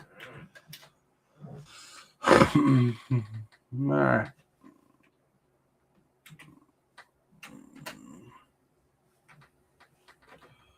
I'm not getting a card right. I'm trying to spell ineffable.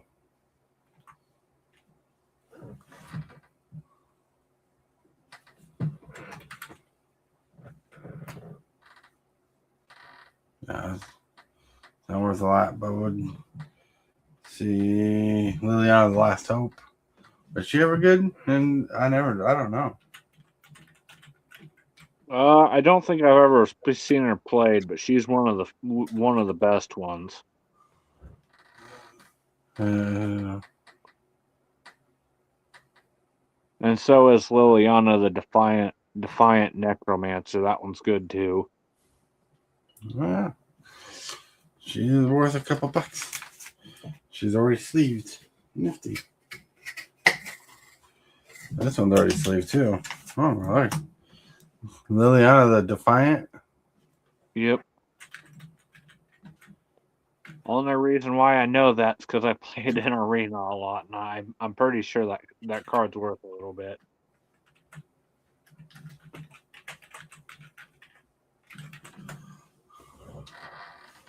Alright,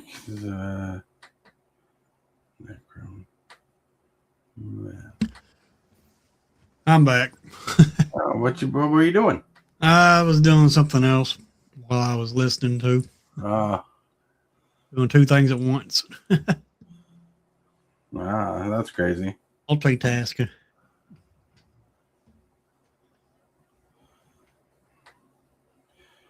Why is this not one popping up? Oh, Liliana Heretical Healer. Oh, that's why it's not popping up.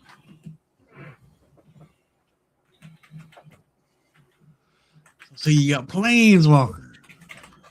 Yeah, but I inherited a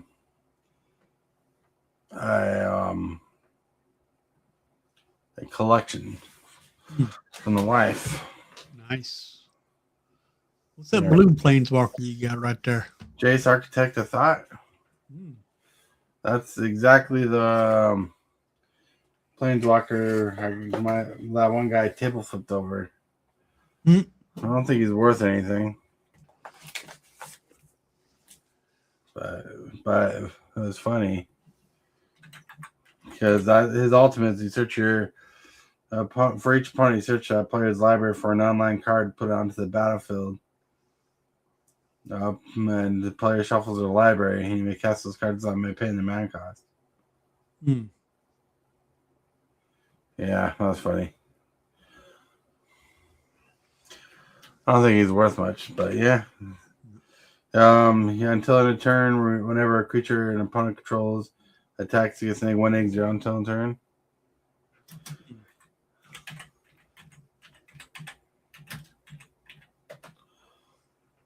Yeah. It's not worth much. But this Chandra might be worth something. Yep. All right. That or Johnny, first to Johnny there. What's the last of his alts? That one. Put 5+1 counters on each creature you control and 5 loyalty counters on each planeswalker you control. Oh. That's the one from either the vehicle set you like. Yeah, I don't like vehicles. The vehicle set, the one you like. Aether Drift? No. The one where you got your promo from. Oh. Dash. Kaladesh? Yeah. Oh, cool. Yeah, that was a vehicle set too. Yeah, that's not worth much. I don't remember that. All I know is I got the Authority of Consoles. Right. What's up, Real Wiz? Hey, Real Wiz, what's up? Got some weird cards, some more tokens. Oh.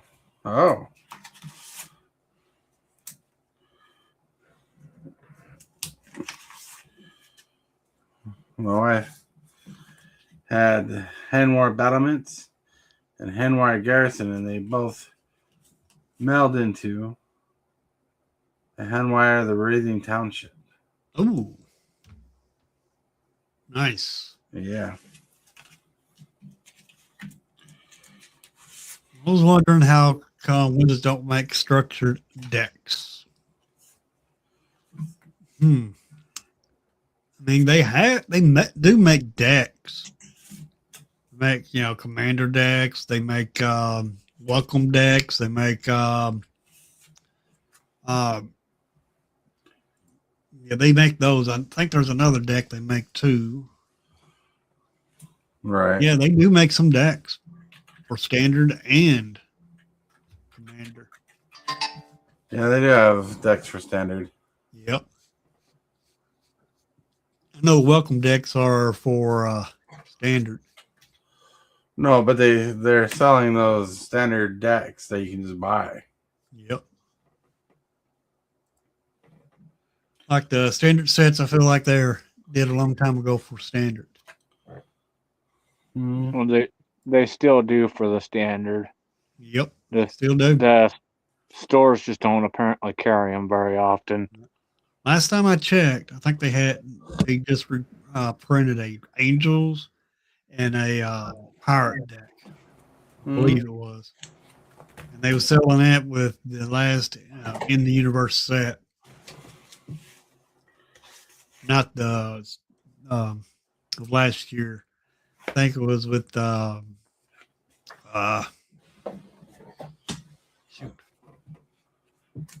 one that you got your Hawthrow out of. I think it came out of that set. Edge of Eternities. Yep. I feel like I'm missing something. I don't know. Edge of Eternities was a good set though. Yep. That's it. That's what we're talking about, Real Wiz. They do make those kind of decks. Mm-hmm. And they are for budget players. Wish I knew the site to bring those up on, but I don't. Right. You know the decks I'm talking about. One of them's an Angels deck. Right. I don't think they do it for every set, but they do it a lot of times. So I don't have 1K to play in the standard deck in tournaments. Well, why not just play tabletop? Yeah. Don't worry about tournaments until you can get up there. Right. We got a lot more magic cards now. That's right. Yep. Everybody's all about those magic cards. Yeah. Each got a commander deck too. That's pretty cool. Don't think those are tournaments. You might get kicked out. Yeah. Especially standard tournaments. So be like, what the heck? That's not even standard playable. Just gotta learn you gotta learn to have fun with the game, real is, before you get into tournaments. Enjoy it.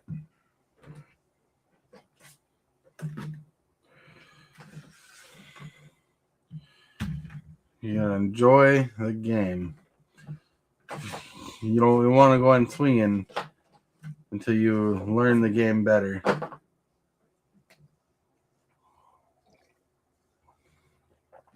Believe me. Just have fun with it. Ride the fun part. But Hillbilly is quiet. Yeah. He's looking for that deck. Yeah, I am.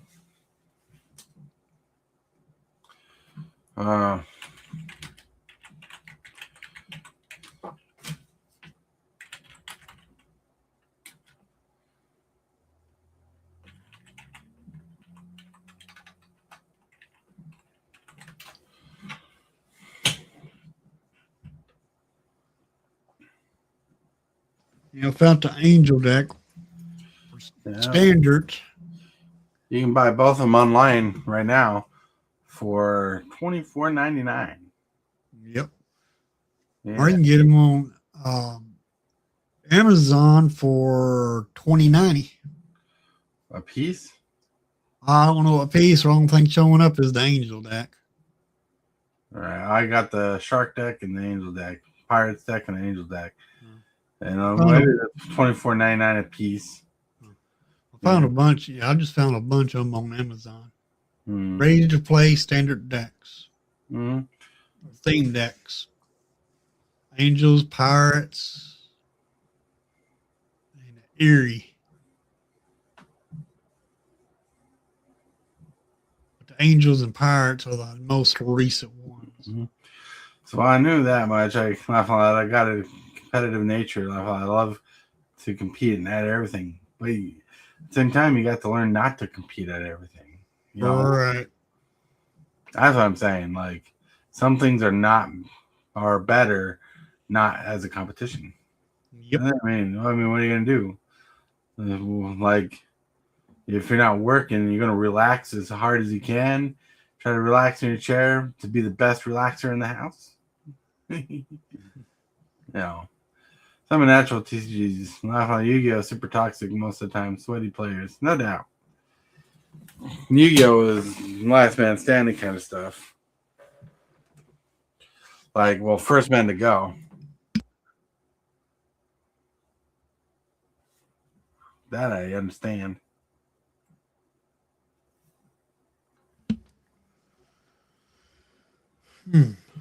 What you looking at? Nothing. You say that like you're looking at something sausage. You have food brought to you? Nah, I wish. Mm. Everybody's in bed but me. Well, it doesn't mean you can't make it. No, true. If they're in bed, they can't bring it. So I love it. I love it, though. Both games hold a spot for me. That's good. Ah, man, going through those cards, that was a lot more than I was expecting. Yeah, I just thought, I'm like, I have these cards. You can go through them. And Hillbilly went quiet forever. I guess he just doesn't like it going through cards. I was watching. It was tough. It was tough. Without you, I believe. It was tough without you. Yeah.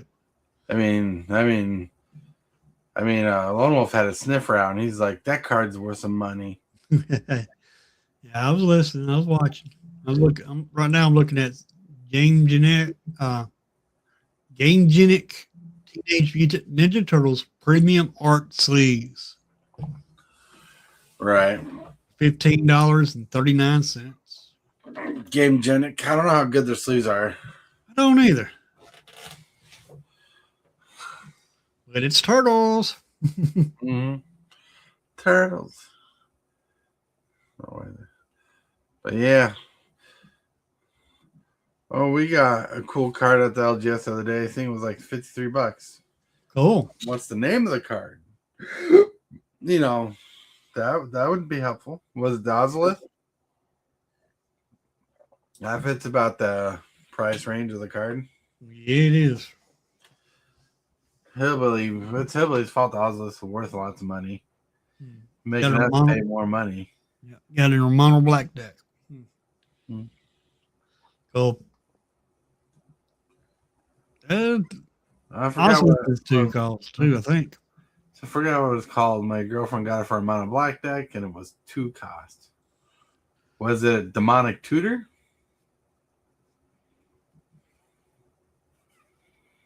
Because that would be worth like $60 unless you get like around that price range realm. I don't know. It's crazy. Yep. What's going on here? I hate when the stream doesn't catch up.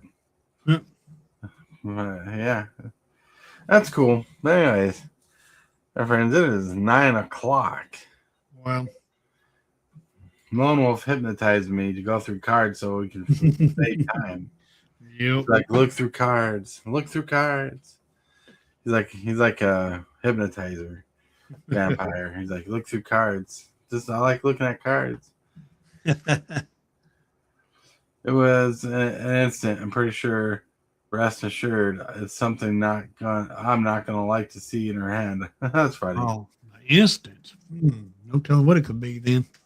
See, 2 mana.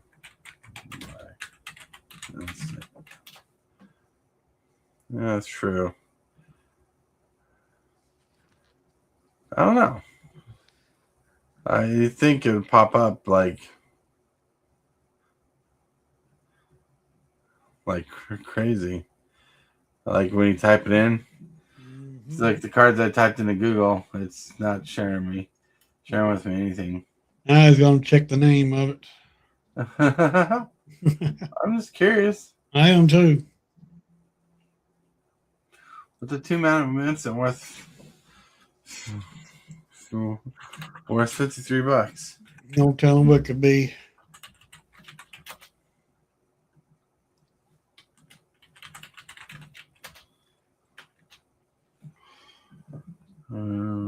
Flare of Malice. That's 4 mana.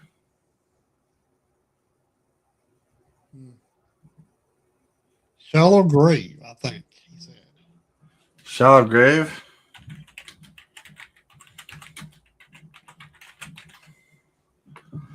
That's an old school card. Put the top card of your put the top card from your graveyard into play, as though if it were just played. That creature is unaffected by summoning sickness. Remove the creature from the game at the end of the turn. Oh, Woof. one hit kill. Well, look. Could be. Did you hear the text on the card? Yep. It has to be the top card of your graveyard. Yep. This is that one that cares about what's in your graveyard and what style it is in. That's gonna be interesting. You're gonna have to rule 0 that one to be any creature from a graveyard. Yep. People fiddle with their graveyard all the time. Right. Mm-hmm. That's interesting. That's cool. So if you 0/0 it, you like put the top card of your put the top card of your graveyard into play as if they were just played. That creature unaffected by summoning sickness, remove the creature from the game at the end of turn. Oh. That's why I said it's a one-hit wonder. I think Necromancy is a good card for that kind of deck. Yep. Necromancy costs 2 generic and a black. It says you may cast Necromancy if it had flash. If you do, anytime a sorcery, you can cast it as flash or reanimate a creature. If you cast it as flash, you sacrifice the creature at the end of turn. If it's not cast at flash but sorcery speed, you get to keep the creature. And that costs like $13. Wow. Save yourself some money later on. Yep. It's like I told her it was one of those one-shot cards, about to win. Yeah. Like that's what I said. Anyways, it's past 9 o'clock. It is time for Lone Wolf to go to bed. We need to abide by Lone Wolf. Yep. I don't know if Lone Wolf is really going to bed, but it's my time to get off this live. Time for Hillbilly to get alive and go play some more arena. So catch him on his channel. I ain't going live. Why not? You don't want to play arena? I want to play some arena, but I'm not going to go live though. No, he's not going to go live.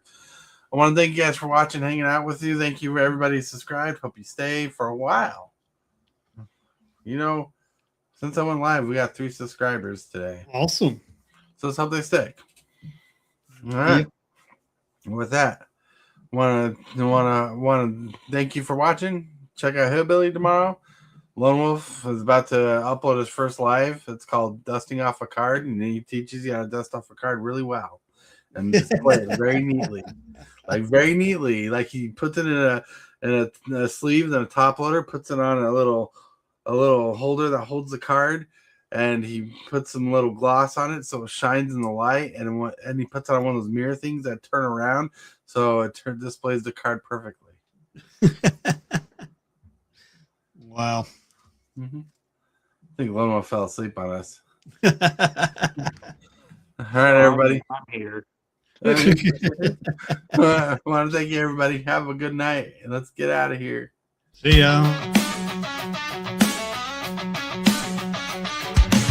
Start the morning with coffee in your cup. Time to hang out with friends and chat it up.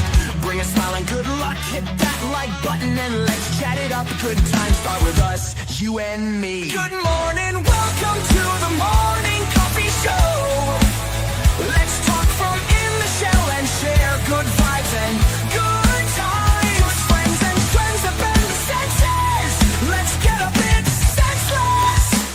Welcome to the morning coffee show, where we bring good vibes and good times. Welcome to the morning coffee show.